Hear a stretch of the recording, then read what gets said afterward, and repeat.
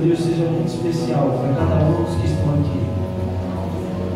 E através do Espírito Santo derramado, do Espírito Santo enchendo cada um de nós, o Senhor, meu Deus, traga alegria, fé, esperança, consolo, conforto, vitórias a todos aqueles que estão presentes nesse lugar, aqueles que te chamam pelo nome de Pai. Nos abençoa, meu Deus, de forma poderosa.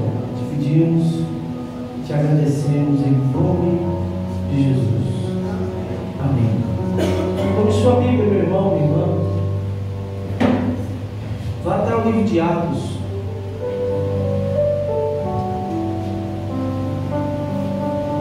Atos no capítulo 4.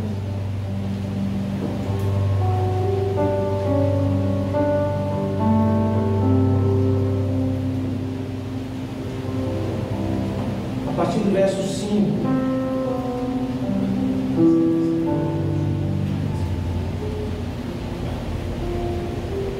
Atos dos Apóstolos, capítulo 4, verso 5. Diz: no dia seguinte, as autoridades, os anciãos e os escribas se reuniram em Jerusalém com o sumo sacerdote Anás, com Caifás, João, Alexandre e todos os que eram da linhagem do sumo sacerdote. E colocando os apóstolos diante deles, eles perguntaram: com que poder ou em nome de quem vocês fizeram isso? Então Pedro, cheio do Espírito Santo, disse: amém? Assente-se, meu irmão, assente-se, minha irmã.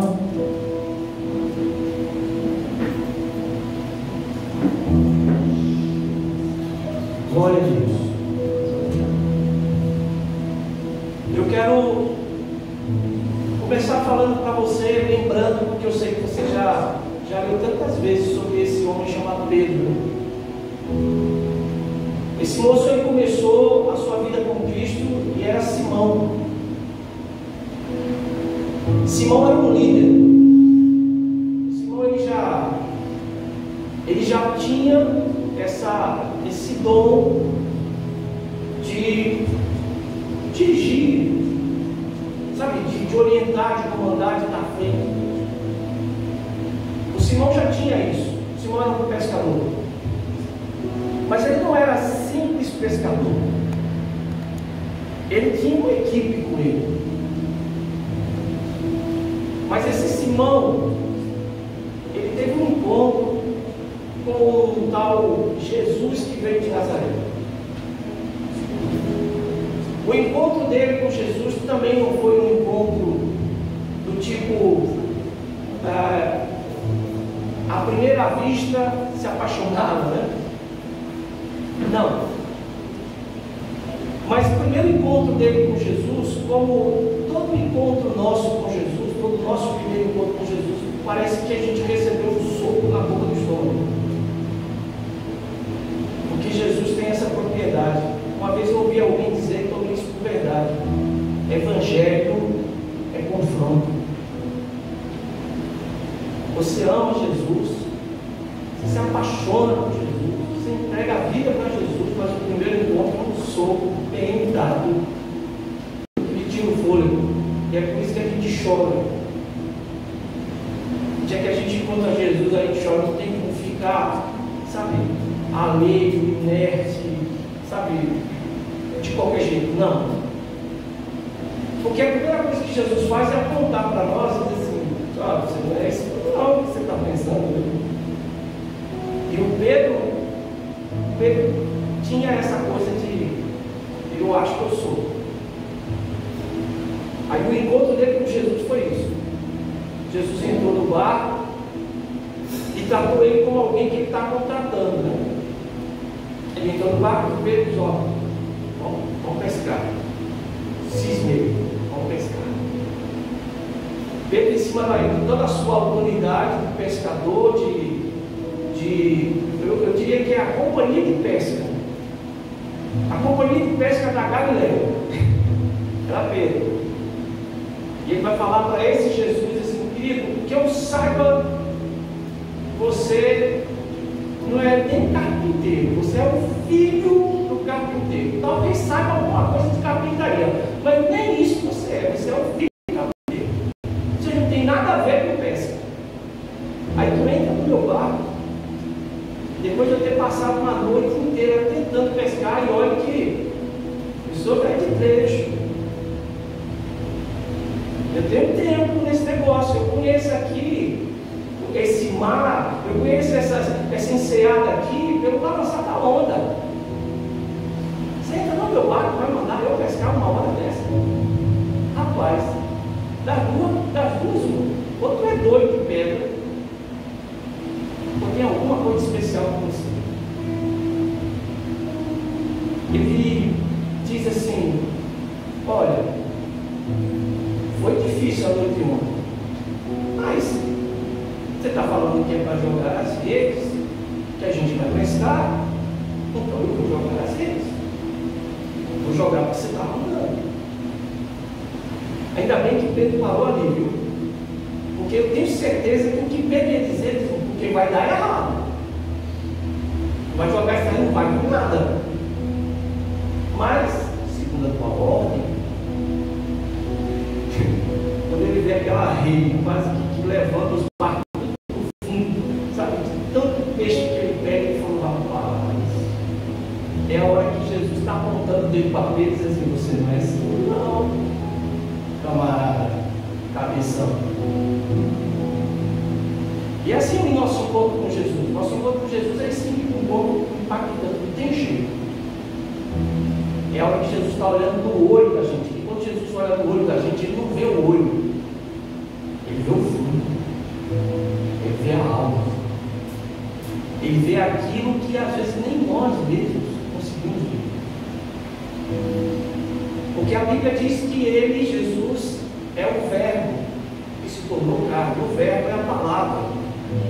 E essa palavra diz que ela é como faca de dois gumes, como espada com dois gumes, que vai até a divisa da junta e da medula, da alma e do espírito. Entende que ele não vê olho, ele vê coração, ele vê o fundo. Muitas coisas na nossa vida nós pegamos assim, ó, e guardamos em algum lugar, para que ninguém saiba, para que ninguém veja. Mas Jesus vê. E é como se ele fosse lá nessa gaveta, nesse lugar, e pega tudo isso assim e joga na cara da gente. Você saber que você não é muita coisa, não. E esse foi um encontro que teve com Jesus. Tá? Tem uma coisa boa do Pedro. Pense num homem quebrantado. Você pode falar tudo de Pedro, mas ele é um homem quebrantado. Ele é um homem explosivo. Na psicologia, me ajude aí, pastor Marcos, você que é conhecido da área. Sanguíneo, essa palavra, né? Acho que o sujeito é sanguíneo, tem sangue no olho, o explosivo, bateu, levou, tem esse negócio de levar desaforo para casa. Esse era Pedro. Mas pense no sujeito que é plantado. Na hora que ele percebia que ele pisou fora da linha, ele baixava a cabeça. E assim foi com Jesus. Quando ele viu aquela ruma de peixe, sabe? Aquele mundaréu de peixe, ele falou: olha, se afaste de mim, porque eu não sou digno de ficar com você.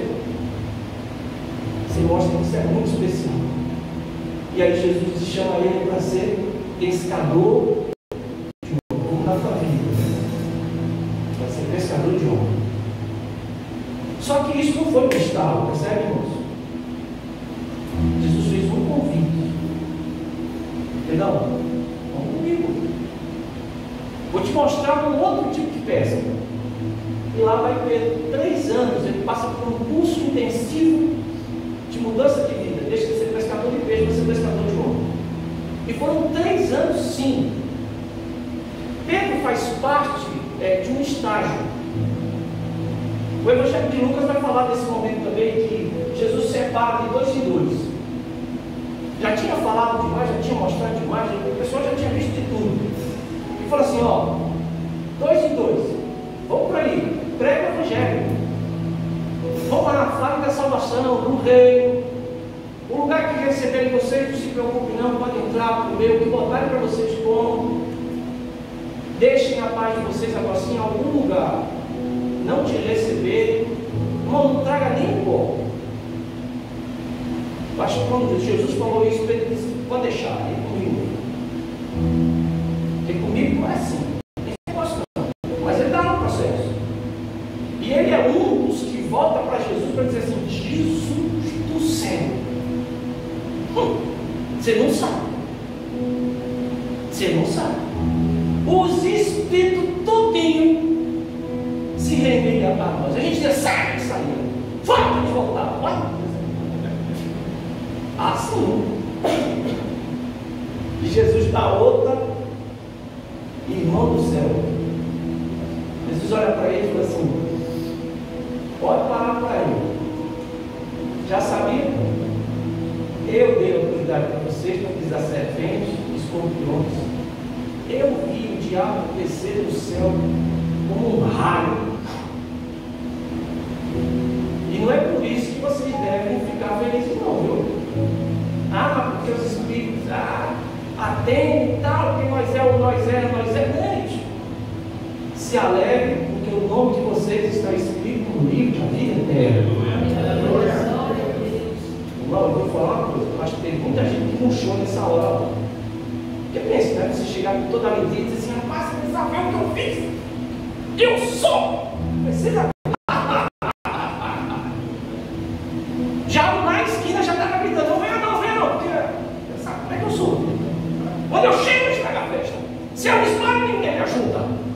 E Jesus diz assim, mas seu nome está escrito no livro da terra? Eu não sei não, Senhor. Então fica aqui no teu canto, não é nada. Esses são os encontros com Jesus, sabe? É assim, tratamento de choque.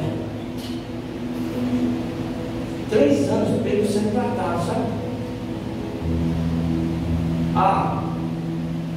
Essa é a parte que eu mais gosto da história de Pedro. Eu gosto porque Pedro é a gente. Nosso amigo Simão é a gente, é gente como a gente. Isso é bom de saber. Eu acho que é bom você prestar atenção. Porque é cada pancada, irmão. Mas ele entrou com Jesus na casa de um sujeito que eu não sei se de propósito os servos não estavam lá. E quando todos entraram, Jesus ele vai pegar um avental, põe um avental na cintura e vai lavar os pés dos seus, porque era costume lavar os pés e as mãos à entrada das casas, porque eles tinham lá ruas que não eram pavimentadas, e os pés e as mãos chegavam empoeirados, né? Mas, lógico, por favor, não se preocupe. A teologia nos ensina que isso era um rito de purificação diário, constante, mas era um rito de purificação que estava associado a uma questão teológica. Então Jesus faz as duas coisas, o rito da purificação e também ele demonstra ali o que é ser um servo. Mas eu estou falando de Pedro. E ele vai lavar os pés junto. Você imagina a filinha, 12? Todos sentados. E Jesus vai começar lá com João. E lava o pé de João. Você acha que se Pedro, sendo Pedro mesmo, né? Você acha que ele não ia falar na primeira, logo lá no João? Você é o chefe, rapaz. Ele fica caladinho. Porque Pedro está olhando a reação de cada um. Porque a gente é assim. A gente só espera que o outro erre. É para a gente poder apontar o dedo com autoridade. Quase como que dizendo assim, eu nunca faria isso. E ele espera 11. Pedro é o último. E eu fico imaginando a cara do Pedro, olhando para o céu, como quem não sabe de nada. Jesus põe no pé dele, ele fala, não, o que é isso? O Senhor está no pé. dizendo, essa turma aí, ó, que não te reconhece, esses 11 aí, ó, que não sabem quem você é, não, jamais. Olha a porrada. Se não lavar os teus pés, você não tem parte comigo, filho. E é aí que a gente fica sabendo que existe um negócio chamado salto triplo mortal. Ele faz isso. Então dá um banho logo todo. Você vai ter parte do Senhor, eu quero tudo. Ele só precisa uma vez. Ele vai aprender com Jesus. 3 anos. E no dia que Jesus estaria minutos da sua crucificação, ser mais exato, horas da sua crucificação, Pedro está negando a esse Jesus que ele tanto considerava. Você andou com ele? Não, eu não. Você sabe quem é ele? Não, nunca vi. Quando dava o canto, ele se lembra que Jesus tinha avisado para ele. Antes, dava o canto. 3 vezes, para não negar. Você está entendendo quem é Pedro? Um cara que foi, sabe, irmão? Sabe quando a gente canta assim? Eu quero ser Senhor amado, como um vaso na mão do oleiro, quero a minha vida. Rapaz, nessa hora tem gente que pula. Na época do disco, a gente dizia que estava arranhado nessa parte, né? Hoje não tem mais não. Mas Pedro foi quebrado nisso, expulsado. E aí, sabe quando eu falo do Pedro quebrantado? Ele percebe. E aquilo é tão forte que ele foge. Vou encontrar ele depois da ressurreição. Jesus ressuscita e manda um recadinho. Sabe para quem, gente? O recado de Jesus é assim, ó. Fala para os apóstolos e para Pedro. Perdão, meu gente. Mas era como se Jesus estivesse dizendo assim, dos 12, Pedro é esse aí. Meu Deus. Fala para os outros e para Pedro. Vou encontrar com eles. E aí, no momento que chegam lá procurando Pedro, ele está nu e pescando. Está dentro d'água. Nu. Deu a doida. Mas sabe o que é isso? O remorso. A coisa do cara que está quebrantado. Ele pode ser o tal sanguíneo, o cara ativo, o bravo, mas sabe na hora que ele diz assim, eu não podia ter feito isso. É o quebrantado. E é desse que Deus gosta. O quebrantado, não do bravo. Mas eu estou te falando isso pelo seguinte, irmão. Esse Pedro vai acompanhar Jesus de novo e vai ouvir de Jesus, ressurreto agora, o seguinte: olha, fiquem em Jerusalém até que do alto vocês sejam revestidos. Fiquem em Jerusalém até que do alto vocês sejam revestidos pelo Espírito Santo, a promessa do meu Pai, que eu trago a vocês confirmação. Vocês receberão poder quando o Espírito Santo descer sobre nós.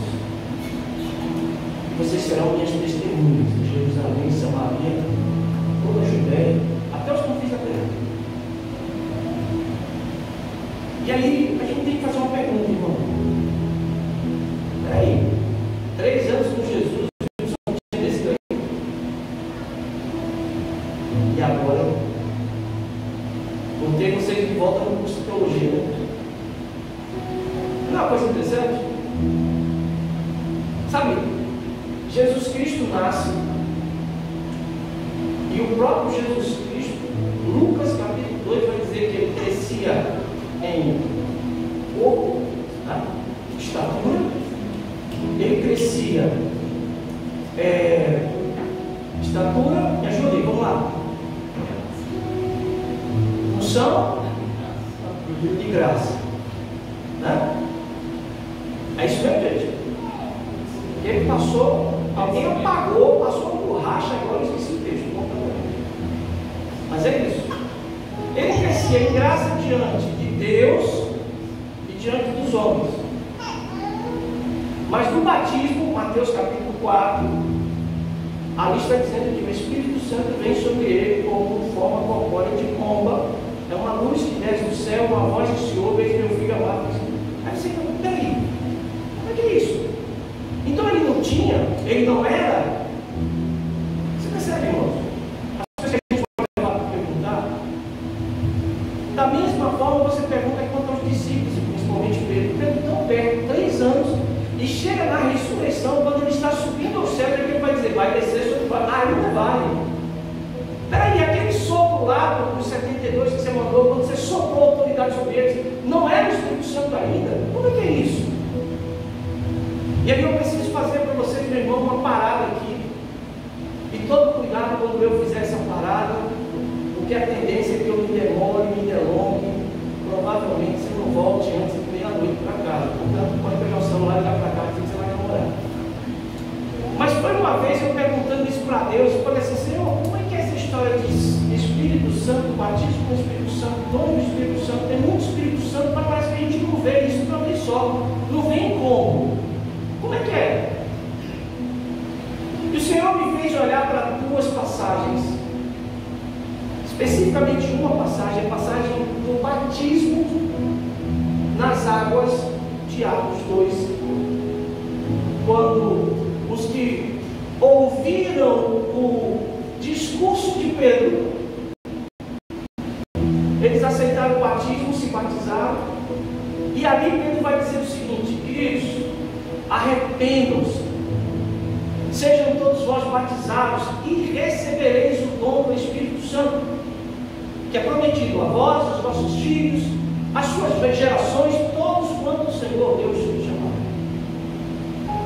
Então deixa eu te dizer uma coisa, como eu entendo o batismo? Eu entendo o batismo do Espírito Santo pelo batismo nas águas. Porque o batismo nas águas, e pelo próprio nome, batismo, você é mergulhado, batismo é afundado. A palavra batismo significa emergido, imerso, afundado, completamente coberto.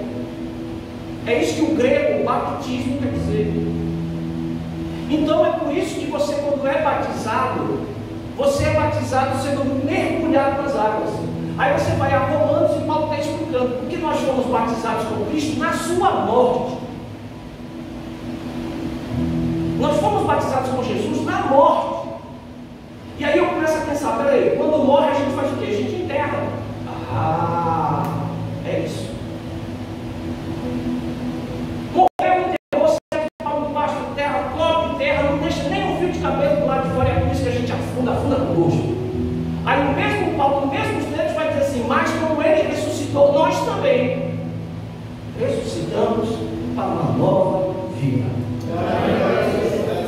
Aí eu olho para o batismo nas águas e vejo, quer dizer que é isso, é exatamente isso. Morre um velho homem, morre um pecador, morre alguém que gostava do pecado e que vai ser enterrado, morreu, enterra nas águas. Mas não demora muito não, porque Deus tem pressa de te abençoar, para você vem. E quando você vem uma nova criatura, pois aqueles que estão em Cristo são novas criaturas, as coisas velhas já passaram. Tudo se faz novo. Então o que é o batismo? O batismo nas águas é você ser imerso, afundado na promessa de Deus. E se lá, o que aconteceu em Atos 2 é o batismo com o Espírito Santo, é só eu pegar o Espírito Santo e colocar na água, no lugar das águas. Entendeu agora? Em vez de eu mergulhar na água, eu preciso ser mergulhado no Espírito. Completamente no Espírito. E aí, cumpre-se aquilo que Jesus disse para Pedro. Pedro, uma vez, meu irmão, que foi lavado, disse, mas não, porque o banho é completo, e é profundo. Por que eu preciso lhe falar isso? Porque esse Pedro, até então, Pedro, ele tinha Jesus naquela primeira promessa: vocês são batizados e receberão o dom. Ora, eu vou receber esse dom no meu coração, na minha vida. Amém, irmãos? Amém. Agora, presta atenção comigo. Como é que você recebe visita? Visita foi na sua casa. Eu fui lá na tua casa. Você não me conhece. Você está me vendo hoje. Aí eu chego na tua casa. Você acha que eu vou esperar passar da sua sala? Porque é lá que você vai me receber e ainda vai ficar com canto de ouro. Sei lá o que esse cara vai fazer. É ou não é? Pode confessar, irmão. Visita, pôr a mão na maçaneta da minha geladeira. Ai, irmão. Você deixa? Deixa não. Você vê o que é a pessoa, né? Segura aqui, cara, eu não vou responder, não vou. Você sabe o que é? Visita, a gente põe no sofá, a gente aperta a mão, a gente conversa a tarde toda, dá cafezinho, dá bolinho, oh, aleluia. Cafezinho quente, bolinho, oh, aleluia. Deus está falando, irmão. Era bem assim. Aí, ó, conversou, bateu papo, tá, uma hora você diz, chega e é logo. Tem que dormir. Visita não sabe nem para que lado fica a porta do seu quarto. É visita. E a gente, quando se batiza nas águas, a gente recebe o dom do Espírito Santo, e é como se a gente tratasse o Espírito Santo como visita. Ele está lá, você sabe quem é, vai dar bolinho, café, vai manter onde? Na sala. Não mexe nada não, hein? O que é o batismo com o Espírito Santo? Pensa assim, ó. Você vai viajar. E aí você diz, com quem que eu vou deixar a minha casa? Já sei, vou deixar com aquele pastor que me visitou uma vez, eu deixei só na sala. Se liga, viu? Aí você dá a chave para mim. Ah, cansou. Se eu tenho a chave da sua casa, até você corre o risco de ficar muito fora. Porque se eu tenho a chave da sua casa, quem manda a sua casa agora? Sou idiota? Agora sou eu tenho a chave. Então eu digo quem entra, quem sai, quanto tempo fica, quanto tempo vai permanecer. Eu sou dono. Eu digo, agora eu tenho a chave da sua casa. Então eu digo como é que os seus móveis, os móveis da sala que você recebeu como visita, eu vou mudar. Não gostei do sofá aqui. Você está entendendo, irmão? É a hora que você passa a chave da sua vida para Deus. É quando é o Espírito Santo. É quando você deixa de olhar para o Espírito Santo como uma visita, que a qualquer momento vai sair. E você pega a chave da sua vida e diz, aqui está aqui, Senhor. Quem manda é o Senhor. Aí, meu amigo, línguas, profecia, milagre, dom de fé, dom de curar, tudo. Porque agora quem está lá dentro é o Senhor. Glória a Deus. E é Ele que manda. Quer entender batismo com o Espírito Santo? É quando eu entrego minha vida para Deus. Não é o momento. Aquele primeiro encontro fala sobre o resto das nossas vidas. O momento do batismo fala muito das nossas vidas. Presta atenção. Pedro, ele passa por isso. Ele é o líder, mas ele também se deliciou com o dom sendo derramado sobre a vida dele. Sobre a cabeça dele também tinha labaredas de fogo. Ele também foi cheio do Espírito Santo. E enquanto todos estavam ali profetizando na alegria do Espírito Santo, é ele, o líder, Pedro, o antigo Simão, que se levanta para defender todos aqueles. Eles não estão vendo. Aqui, queridos, é o cumprimento da promessa de Joel. Naqueles dias derramaria do meu Espírito sobre toda a carne, os velhos terão sonhos, os jovens profetizarão. Varões, vocês estão vendo Deus se manifestando nesse lugar. E aquele que era ruim de palavra, aquele que era ruim de negócio, ele agora é um excelente pregador da palavra. Pedro agora ele começa a falar com uma autoridade que ninguém nunca viu na vida dele. E ele começa agora a dar a direção da fé. Na cabeça de Pedro vem todo o filme, 3 anos, tudo que ele ouviu de Jesus, tudo que ele viu de Jesus, vem, sabe? E ele vai sendo guiado, direcionado pelo Espírito Santo, que agora, querido, presta atenção, ele está cheio. Dias orando, com aproximadamente 120. Ele fez algumas correções que precisavam ser feitas, afinal de contas, Judas, lembra? Saiu, morreu. Ele foi se enforcar. Estava tão azarado que nem enforcado não morreu. Ele morreu por causa da queda.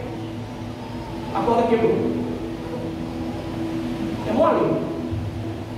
E ele disse que temos que corrigir, porque Jesus nos chamou em 12. Hoje nós só estamos 11. E é para fazer algumas correções, alguns ajustes. Ele é aquele agora que diz assim, é por aqui. Mas não é mais o Simão, nem tampouco é o Pedro. Agora é o Filho de Deus, cheio do Espírito Santo. Aí começa a determinar. E agora Pedro prepara todas aquelas pessoas para mim, bem nervosas, todos eles cheios do Espírito Santo. O texto diz que quase 3.000 almas aceitaram Jesus naquele dia, se entregaram, se arrependeram e foram batizados. E começou uma nova igreja.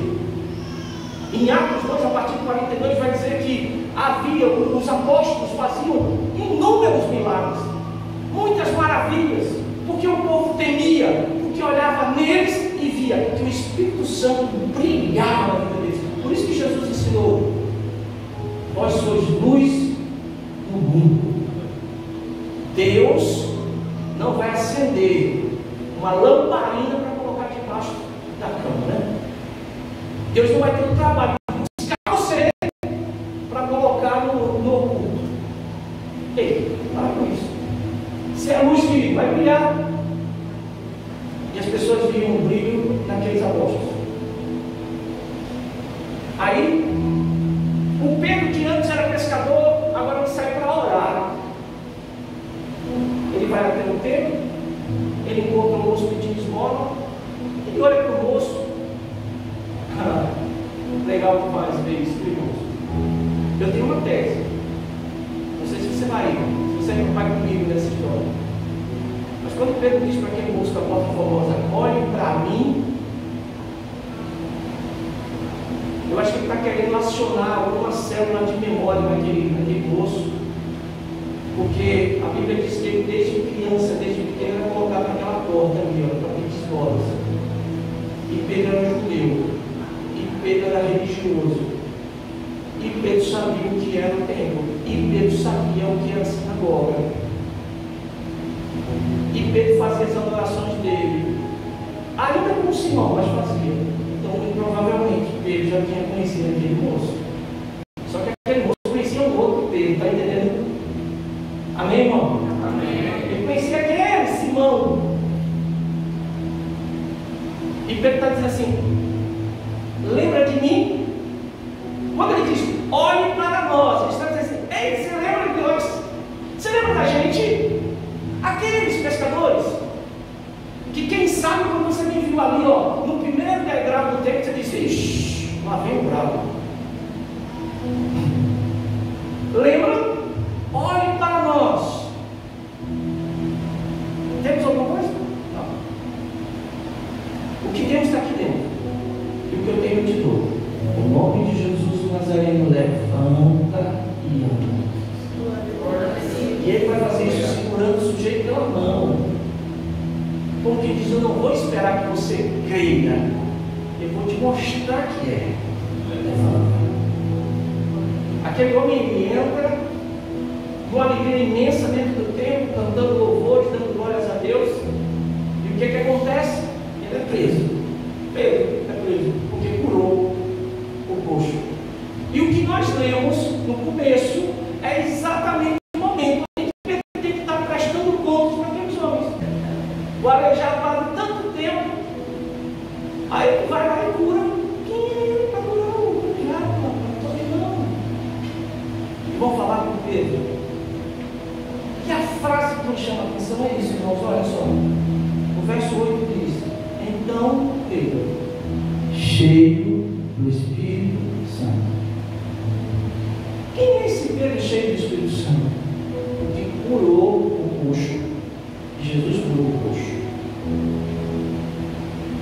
Pedro é o que recebeu o Espírito Santo.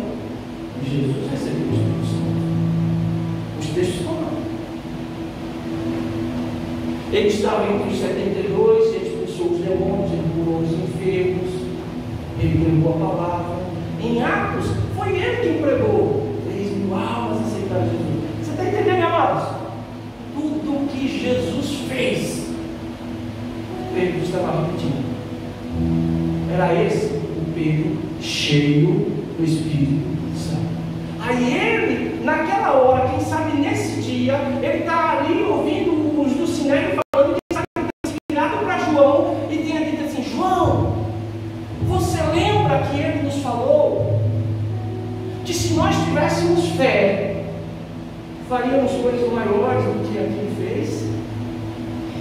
Lembra que ele nos falou que se a nossa fé, ainda que fosse do tamanhozinho de um grão de mostarda, pequenininha do jeito que ela é, nós seríamos capazes de dizer para as montanhas: mova-se, e elas teriam que nos obedecer? Pois é, João, chegamos aqui. Estamos vivendo tudo aquilo que ele disse que nós viveríamos. Esse é o Pedro, cheio do Espírito Santo. E daqui por diante, irmão, o que você vê Pedro fazer é só milagre. É o Pedro pastor, é o Pedro que abre obras, é o Pedro missionário, é o Pedro que diz para o Senhor lá: fulano, levanta aí, você está coxo, está doente, levanta, arruma tua cama e vamos embora. É o Pedro que agora ele não precisa mais ir atrás, mas o Espírito Santo estava com ele. E se o Espírito Santo está conosco, amados, ninguém segura a gente não. Qual é a mensagem então, pastor, que o Senhor tem para nós? É a história de Pedro? É o resultado da história de Pedro? Porque Pedro só é o Pedro que você conhece. Pedro só é o Pedro das cartas que estão no Novo Testamento. Pedro só é o Pedro que abriu o Evangelho em Éfeso. Pedro só é o Pedro que viu Cornélio falar em línguas muito antes de ser batizado nas águas. Esse só é Pedro porque tem o Espírito Santo. E não tem o Espírito Santo de conhecimento ou com um dom que ele chegou, mas ele está cheio do Espírito Santo. O que acontece em Atos 2 é exatamente as pessoas sendo cheias do Espírito Santo. Pois ali diz: e eles foram cheios do Espírito Santo, e o Espírito Santo lhes concedeu que lhes falassem línguas. É somente quando nós estamos cheios. E quando é que você está cheio? É quando você pega a chave da tua vida e você entrega para Deus e diz: quem manda é o Senhor. O que você pensa de Davi? Guerreiro, rei, estrategista? Sim. Então, ora, o que é mais lógico para Davi? Que ele saia da guerra e que ele vença as guerras. Amém?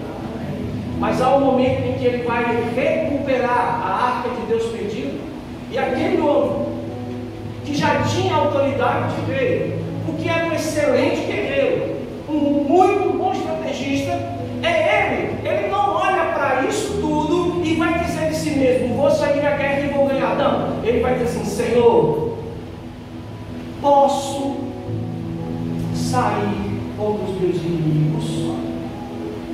E sabe por que ele vai fazer essa pergunta? Se você voltar na história de Davi, muito antes de Golias, Samuel derrama óleo, azeite sobre a cabeça de Davi e diz: o Senhor te escolheu para rei. E quando Saul está atacado e afetado por espíritos malignos, alguém vai chegar para Saul e dizer assim: chama Davi, o filho de Jessé, porque é um moço cheio do Espírito Santo. Santo. E quando eu estou cheio do Espírito Santo, eu estou dizendo, minha vida está na mão do Senhor, quem manda é o Senhor. Por isso que ele vai dizer assim, Senhor, eu não tenho que usar a minha estratégia, eu não tenho que usar o meu conhecimento, eu não tenho que usar minhas habilidades, eu quero saber se o Senhor me autoriza. Porque quem manda é o Senhor. Na história de Davi, Deus vai dizer assim, saia Davi, eu já peguei os inimigos, já coloquei todas as suas mãos, sai meu irmão, a vitória vai certa. E Davi sai, ele vence os inimigos, e aí a lógica aumenta. Por favor, pense no que eu estou te dizendo, a lógica aumenta, porque agora nós temos não só um guerreiro, estrategista e rei, nós temos alguém que venceu pela ordem de Deus. E de novo vem os filisteus contra Davi. Qual é a lógica? Sai Davi, Deus vai te dar a mesma vitória. Mas quem manda na vida de Davi é o Senhor. E é por isso que ele é cheio do Espírito Santo. Aí ele diz, Senhor, posso sair de novo? E Deus diz, não Davi, agora você não sai não, agora você espera. Vou mandar o meu exército na frente, quando você ver a copa das andorinhas balançar assim, ó, aí tu sai atrás, porque nessa peleja não tem que escutar. Eu não ouvi um glória a Deus nem uma aleluia. Eu tenho que entregar minha vida para Jesus, eu tenho que entregar minha vida para Deus. E é isso que é ser cheio do Espírito Santo. Porque quando você desceu as águas, o Espírito Santo vai morar em você. Vós sois templo e morada do Espírito Santo. Mas é que por vezes a gente fica tratando ele como visita, como Pedro e os demais quando andavam com Jesus. É por isso que Jesus vai ter que dizer para eles, ó, tem que esperar quando ele descer, aí não vai ter jeito mesmo. Quando eles invadirem esse coração aí, ó, tomarem a chave quando dá a mão de vocês, aí é batismo, aí é Espírito. Por enquanto vocês estão tratando o Espírito Santo como visita, qualquer hora sai. E é por isso que a gente pega. É por isso que a gente, meu Deus, a gente tropeça uma atrás da outra. Por quê? Porque o Espírito Santo ainda é visita. Está lá, não conhece, está na sala. Não passa nem para a cozinha. Igreja, temos, presta atenção, temos que ser cheios do Espírito Santo. Eu estou dizendo temos porque eu não estou aqui para apontar o dedo para você. Pelo contrário, eu sou o primeiro na fila. Temos que deixar o Espírito Santo segurar a chave da nossa vida e dizer, quem manda sou eu. Quem manda é o Senhor, quem manda é o Senhor Jesus Cristo, quem manda é Deus. E é isso que é batismo do Espírito Santo, isso é que está imerso, isso é que está coberto. Ainda que eu saiba, ainda que a lógica me permita, ainda que as minhas habilidades me autorizem, mas não mando eu na minha vida. Porque já não vivo eu. Mas Cristo vive. Começa agora a fazer sentido essas palavras. Paulo vai dizer, olha, para mim, morrer é louco. Porque viver mesmo, viver é Cristo. Porque dentro do meu coração está aquele que conhece todas as coisas, pois antes que qualquer coisa acontecesse, ele já existia. Dentro do meu coração está aquele que sabe todas as palavras, inclusive aquelas que ainda vão chegar na minha boca, ele sabe. Dentro do meu coração está aquele que conhece todos os caminhos, pois só há um caminho que nos leva a ele, o seu Filho Jesus. É para a gente se encher cada vez mais. É para a gente, cada dia mais, autorizar o Espírito Santo a ser por nós. Às vezes, a gente pode acabar se atrapalhando com uma coisa ou outra e dizer assim, não, mas aí a gente está deixando para que o Espírito Santo faça tudo. Não é isso. Veja, Davi foi à guerra, Pedro pregou, os apóstolos colocaram a mão lá sobre os enfermos. Você vai ter a sua parte, amém? Você tem que fazer a sua parte. A questão é, quem impulsiona isso? Quem é que te dá a direção?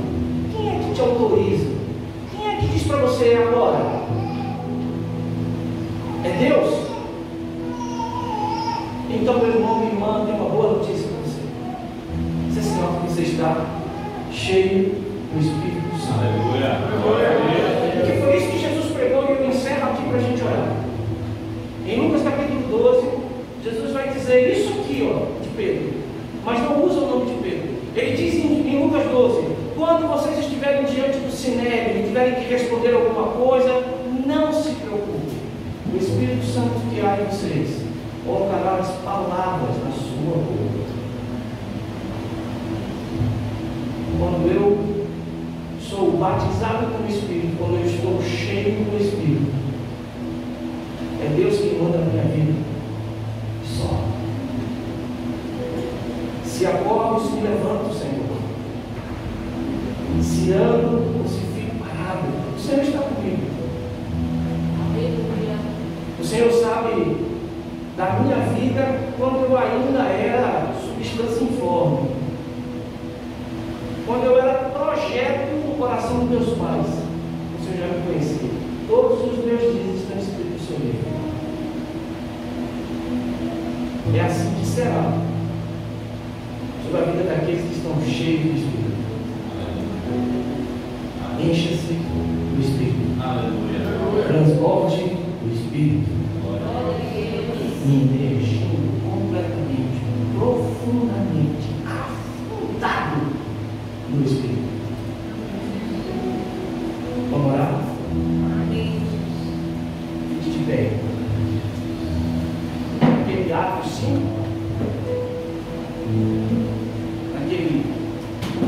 na volta de Pedro, daquela cadeia, ele fala para os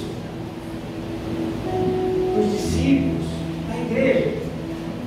E os líderes da igreja vão ouvir a história de Pedro.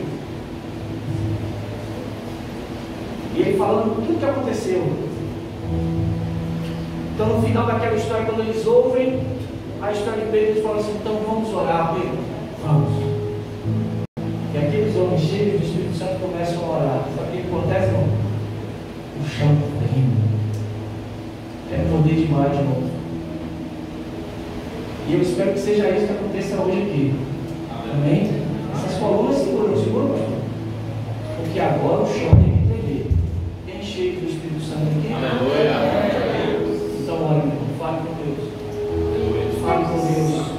Meu Pai, Deus eterno. Cada um que está aqui é vaso. O pastor Max falava ainda há pouco sobre isso.